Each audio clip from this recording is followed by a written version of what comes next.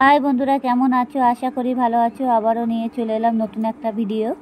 ভালো লাগলে like comment করবেন আর সব বন্ধুদের কাছে ভিডিওটা পুরোপুরি শেয়ার করে দেবেন। পুরোপুরি ভিডিওটা দেখবেন, টেনে টেনে দেখবেন না, তাহলে কিছুই বুঝতে পারবেন না। যাই হোক, দেখতেই পাচ্ছ এখানে আমি লোটে মাছ নিয়েছি। লোটে মাছটাকে নিয়ে আমি এখন লোটে মাছ জল বসিয়ে দিয়েছি। লোটে মাছে এই যে অবশ্যই আমি এটা তরকারি করেছিলাম, সেই তরকারি করার মধ্যে জল দিয়ে দিয়েছি, দিয়ে জলটাকে সিদ্ধ করে নিয়েছি। নিয়ে যে লোটে মাছটা কেটে বেছে রেখেছিলাম, সেই লোটে মাছটা আমি এখন এটার ভিতরে দিয়ে দেব। এই যে হালকা একটু লবণ হলুদ দিয়ে দিয়েছি। দিলে পরে এটা একটু টেস্টি হবে। আর লবণ হলুদটা থাকলে লোটে মাছটা সিদ্ধের সময় আর লিভারটা থাকবে না, যার জন্য আমি লবণ আর হলুদটা দিয়ে দিয়েছি। দিয়ে এটাকে ভালো করে সিদ্ধ করে নেব। এটাকে সিদ্ধ করে নিয়ে লোটে মাছটাকে সিদ্ধ করে নিয়ে আমি এখন কাঁটা ছাড়িয়ে নেব। যেটি হোক, লোটে মাছটা ভালো করে ফুটিয়ে নেব। আর পুরোপুরি জলটা ফুটে উঠলে পরে তারপরে আমি লোটে মাছটা নামাবো। যেটি হোক, আমি এখন লোটে মাছ নামাচ্ছি না, জলটা আমার পুরো ফুটেনি। যেটি হোক, এবার লোটে মাছের জলটা ফুটে গেছে আর পুরোপুরি সিদ্ধ হয়ে গেছে লোটে মাছটা, দেখতেই পাচ্ছ। এখন আমি লোটে মাছটা তুলে নিয়েছি একটা ঝাঁঝরির ভিতরে নিয়ে জলটাকে ভালো করে ঝরিয়ে দিয়েছি। আর জলটা ভালো করে ঝরা দিতে হবে, লোটে মাছে যাতে কোনো জল না থাকে সেরকমভাবে লোটে মাছটাকে জল ঝরা দিতে হবে না। এরকম আমি ঝাঁঝরির মধ্যে নিয়ে নিয়েছি, আপনারাও ঠিক এইভাবেই নেবেন, তাহলে লোটে মাছে কাঁটাটা ছালতে সুবিধা হবে। যাই হোক, আমি একটা থালার ভিতরে ঢেলে নিয়েছি। লোটে মাছটা এত গরমের মধ্যে হাত দেওয়া যাবে না, যার জন্য আমি হাত দিয়ে লোটে মাছের মাছগুলো পুরো ছাড়িয়ে নিচ্ছি। কাঁটাগুলো পুরো আলাদা হয়ে যাচ্ছে। এই দেখো, এরকম কাঁটাগুলো কত সুন্দরভাবে আলাদা আলাদা হয়ে যাচ্ছে। এবার এইভাবে কাঁটাগুলো ছাড়িয়ে নিতে হবে। কাঁটাগুলো ছাড়িয়ে নিলে এমনি লোটে মাছ সিদ্ধ করলে আর বেশি লোটে মাছ সিদ্ধ করার সময় নাড়াচাড়া দেওয়া যাবে না, আর বেশি ঘেটাঘেটি করা যাবে না। জলটা কোনোভাবে ফুটে উঠলে লোটে মাছ ভাববে সিদ্ধ হয়ে গেছে। তো এইভাবে কাঁটাগুলো আমি পুরো সব মাছটা এক এক করে পুরো মাছটাই ছাড়িয়ে নেব, লোটে মাছের কাঁটাগুলো। তো কাঁটাগুলো ছাড়িয়ে নিয়ে তারপরে আমি মাছগুলো এক সাইড করে ফেলবো। যেটি হোক, মাছগুলো আমার পুরোপুরি ছাড়ানো হয়নি। এক করে মাছগুলো পুরোপুরি দেখতেই পাচ্ছ। এখানে 500 গ্রাম মাছ ছিল, অবশ্য এর জন্য দেখতেই পাচ্ছ কতটুকু হয়ে গেছে। আর যেটি হোক, আমার মাছগুলো পুরো ছাড়ানো হয়ে গেছে লোটে মাছের কাঁটাগুলো। এবার আমি একটা বাটির ভিতরে নিয়েছি। নিয়ে আমি ঝাল আর পেঁয়াজ কেটে নিয়েছি। নিয়ে এটাকে আমি ভালো করে ভাজা বসিয়ে দিয়েছি। এই যে দেখেছো, এটাকে ভালো করে ভেজে নিতে হবে। অলরেডি এর মধ্যে দিয়ে দিয়েছি হচ্ছে একটু পেঁয়াজ, 2 টুকরো রসুন দিয়ে তেলের ওপরে দিয়ে আমি লোটে মাছটাকে তেলে দিয়ে ভালো করে ভেজে নিয়ে এটাকে আমি একটা পাত্রে তুলে নেব। এবার আমি এখন আটা মেখে নেব। আটাটা মেখে নিচ্ছি, দেখতেই পাচ্ছ এখানে। এই যে, আর এই যে লোটে মাছ ভাজাটা ছিল সেটা বাটির মধ্যে রেখেছি। এবার সেই লোটে মাছ ভাজা দিয়ে আটাটা ভালো করে মেখে নিতে হবে। এর মধ্যে লবণ দেওয়া যাবে না। যেটি হোক, আমি লোটে মাছের ভিতরে লবণ হলুদ দিয়ে দিয়েছিলাম। লবণ হলুদ, হালকা একটু জিরের গুঁড়ো, লঙ্কা, কাঁচা লঙ্কা দিয়েছিলাম, আর কিছুই দেবো না। এবার আমি আটাটা ভালো করে মেখে নেব। এবার লোটে মাছগুলো দিয়ে ভালো করে এটা মেখে নিয়ে এটার মধ্যে আমি জল দেবো। আবার বেশি ঝোল করলে হবে না, যেরকম আটা মাখে তেমনভাবে মাখতে হবে। লুচি যেমন মাখে আর কি, তেমনভাবে মেখে নিতে হবে। মেখে নিয়ে এটা ভালোভাবে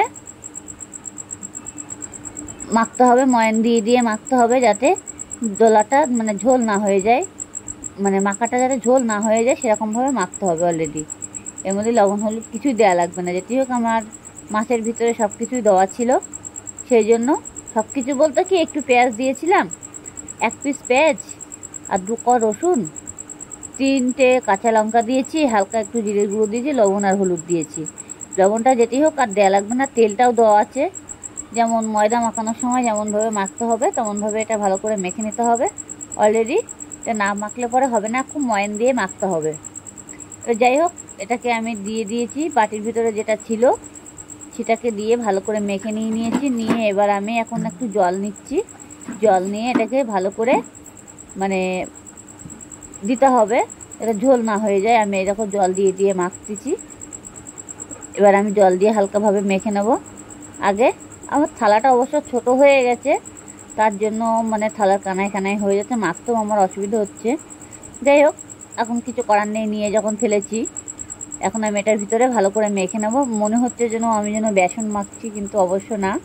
আমার যে মানে মাছ ভাজাটা ছিল, লোটে মাছ ভাজাটা, সেজন্য আমি এটাকে এভাবে রেখেছি। যাই হোক, এটাকে আমি ভালো করে এখন সুন্দরভাবে মেখে নিয়েছি। দেখতেই পাচ্ছ আমার দলা হয়ে গেছে, অলরেডি ডোটা হয়ে গেছে। এবার এটাকে ভালো করে ঠাসতে হবে। এটা খেলে পরে এত টেস্টি হবে। এরকম লোটে মাছের পরোটা করে একবার ঘরে বসে করে দেখুন, তাহলে বুঝতেই পারবে লোটে মাছের পরোটা খুব দারুণ টেস্টি, অসাধারণ, মানে খেতেও খুবই স্বাদ আর মানে খুবই টেস্টি। না খেলে বুঝতেই পারবেন না। ঘরে বসে এই রেসিপিটা একবার করে দেখুন, তাহলে বুঝতেই পারবেন মানে খেতে কতটাই স্বাদ হবে। যাই হোক, এটাকে আমি ভালো করে এখন মেখে মেখে নিচ্ছি, দেখতেই পাচ্ছ। এবার অলরেডি মাখা হয়ে গেছে। এবার আমি দোলা কেটে নেব। সেরকম বুঝে আপনারা যেমন দোলা করে যদি বড় করতে চান করবেন, যদি মনে করবেন ছোটো করবেন করবেন, অসুবিধা নেই। যাই হোক, আমি দোলাগুলো করে নিচ্ছি, দেখতেই পাচ্ছ এই যে এরকম সাইজ। এই যে এটা হালকা একটু মানে দোলাগুলো পুরোপুরি কেটে নিয়ে আমি হালকা গুঁড়ো দিয়ে বেলে নেব। গুঁড়ো দিয়ে বেলে নেবো, তেল দিয়ে যেটি হোক আমি বেলবো না। তেল দিয়ে চাইলেও বেলতে পারো, কোনো অসুবিধা নেই। গুঁড়ো দিয়ে বেললে কী হবে, তাড়াতাড়ি বেলা হয়ে যাবে। তেল দিয়ে বেললে কেউ চিপটে যাবে, অনেক সময় আটকে যাবে, তো এটার জন্য সমস্যা হয়ে যাবে। যেটি হোক, এটার মধ্যে মাছ দেওয়া আছে। এবার আমার দলাগুলো অলরেডি কাটা হয়ে গেছে, দেখতেই পাচ্ছ। পুরোপুরি দলাগুলো এখন আমি কেটে নিয়েছি। এবার আপনারা চাইলে ছোটও করতে পারো, দোলা বড়ও করতে পারো, কোনো অসুবিধা নেই। যেটি হোক, আমার দোলাগুলো অনেকটা বড় বড় হয়ে গেছে। আমি আবারও একটু ছোটো ছোটো করে নিচ্ছি। এই যে হয়ে গেছে অলরেডি দোলা কাটা। এবার আমি একটু হাত দিয়ে গোল গোল করে নেব। পুরোপুরি দোলাগুলো সবগুলো গোল করে নিতে হবে, যাতে আবার মানে বেলার সময় ফেটে না যায়। অবশ্য ফাটবে না, যেটি হোক অনেকক্ষণ ধরে আমি মেখে নিয়েছি, তো ফাটার কোনো কারণ নেই। যার জন্য এখন ভালো করে বেলে নেবো। এবার দেখো, আমার দলাগুলো অলরেডি পুরোপুরি কমপ্লিট করা হয়ে গেছে। হাত দিয়ে গোল গোল করে নিয়েছি। এই যে দেখেছো দলাগুলো কত সুন্দর হয়েছে, আর কালারটাও কত সুন্দর চলে এসেছে। এবার আমি তাড়াতাড়ি করে এবার বেলে নেব। এবার গুঁড়ো দিয়ে বেলে নেব হালকাভাবে। এই যে অল্প করে গুঁড়ো দিতে হবে, বেশি দেওয়া যাবে না। যেটি হোক, আমার গুঁড়োটা পড়ে গেল এখানে, দেখতেই পাচ্ছ হাত লেগে। যাই হোক, যাক, এখন আমি এবার একটু তুলে নিচ্ছি, অসুবিধা নেই। এবার আমি দোলাটা ভালো করে বেলে নিয়েছি। এবার বেলে নিয়ে এটাকে আমি সবগুলো এক এক করে পুরো দোলাগুলো বেলে নেব। দেখো কত সুন্দরভাবে বেলে নিয়েছি। এতে তেল দিতে হবে না, আর তেল দিলেও দিতে পারো, অসুবিধা নেই। কিন্তু তেল দিলে কী হবে বলো তো, লেগে যাবে।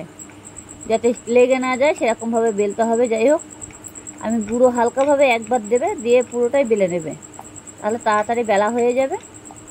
আর খুবই স্বাদ হয়, মানে এই লোটে মাছের পরোটা এত টেস্টি, না খেলে বুঝতেই পারবে না। যাই হোক, আমার সব এক এক করে আমার পুরোটাই বেলে নিতে হবে। এই দেখো কত সুন্দর কালার চলে এসেছে, দেখতেই পাচ্ছ। মনে হচ্ছে আমি যেন ছাতু দিয়ে করছি। যাই হোক, আমি আবারও বেলে নিলাম। পুরোপুরি দলাগুলো আমার পুরো কমপ্লিট করা হয়ে গেল। এই যে সবগুলো আমি বেলে নিয়েছি। এবার আমি একটা থালার মধ্যে তুলে নিয়েছি। এই দেখো, এই যে সবগুলো আমার বেলা হয়ে গেছে, কমপ্লিট করা হয়ে গেছে। এবার আমি তাড়াতাড়ি করে কড়াই বসিয়ে দেব। এবার কড়াইটা অলরেডি গরম হয়ে যাচ্ছে। এবার কড়াইয়ের ভিতরে আমি সাদা তেল দেবো। অবশ্য সাদা তেল দিতে হবে, সর্ষের তেল দেওয়া যাবে না। অল্প অল্প করে সাদা তেল দেবো, বেশি দেবো না। দিয়ে এবার আমি কড়াইয়ের ভিতরে দিয়ে এটা পুরোপুরি কড়াটা নাড়িয়ে দেবো, গরম করে নেবো ভালো করে, এটা আবার পুড়ে না যায় সেরকমভাবে গরম করতে হবে। অলরেডি গরম করা হয়ে গেছে, অলরেডি দেখতেই পাচ্ছে। এবার আমি একটা একটা করে পরোটাগুলো এবার ভাজতে থাকবো।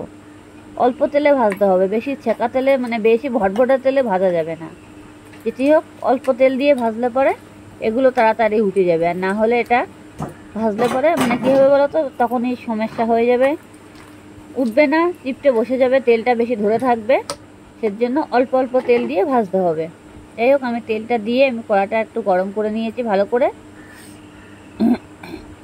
নিয়ে এবার আমি একটা করে পরোটা দিতে হবে। এই দেখো দিয়ে দিলাম। এবার এটাকে ভাজতে হবে, উল্টে পাল্টে দিতে হবে ভালো করে। এটাকে আমি ভালো করে ভেজে নেবো এই পিঠটা নিয়ে। এবার আমি এক করে উল্টে দেবো। এই দেখো উল্টে দিয়ে দিয়েছি। এইভাবে এরকমভাবে হালকাভাবে নাড়াচাড়া দিতে হবে। অল্প তেল দিতে হবে কড়ার ভিতরে, বেশি তেল দেওয়া যাবে না। বেশি তেল দিলে ধরে থাকবে তেলটা, তখন মানে তেলটা ছড়বে না আর কি, তখন দাঁড় করে রাখতে হবে অনেকক্ষণ ধরে।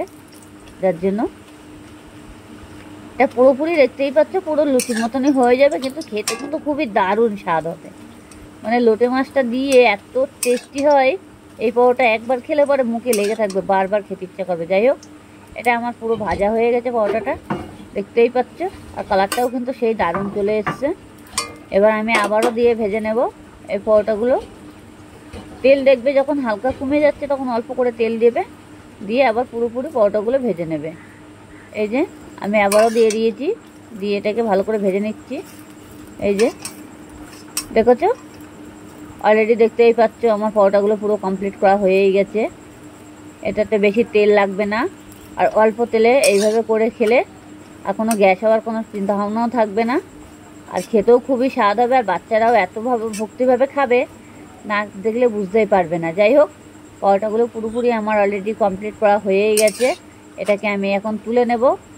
এই যে এটা লাস্ট পরোটা, এটাকে অল্প একটু তেল দিয়েছি, হালকা তেল দিয়েছি, বেশি দিইনি। দেখতেই পাচ্ছি আমার কড়ার ভিতরে কোনো তেল নেই, যাতে না থাকে সেরকমভাবে আমি পুরোটা ভেজে নিয়েছি। হয়ে গেছে আমার পরোটা ভাজা কমপ্লিট। ব্যাস, এবার দেখো আমি থালার মধ্যে নিয়েছি। কত সুন্দর কালার চলে এসেছে। ভালো লাগলে লাইক কমেন্ট করবেন, আর সব বন্ধুদের কাছে ভিডিওটা পুরোপুরি শেয়ার করে দেবেন।